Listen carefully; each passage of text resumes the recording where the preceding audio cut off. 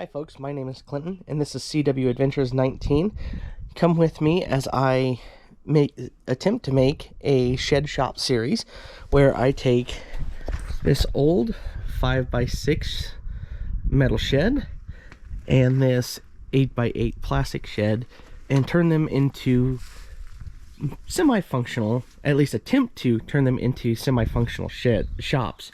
In these shops I plan on doing some metal fabrication, obviously only over in the metal concrete one, and then over in this other shed, pardon the disaster, I will be attempting to do custom pen work. Obviously I have a lot of work to do right now. I've just got all the equipment kind of stuffed in each one of these, and I've got some cleanup work to do, but come with me as I attempt to turn these into, instead of junk heaps, workable shops. This is going to be a multi-part series. If you're interested, I'll go over some of the equipment that I'm going to be using. Like right here, I have the Langmuir Crossfire hobby size table.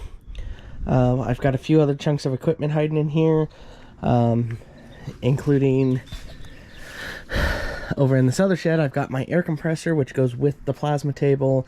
I've got the generator, the titanium 45 plasma cutter.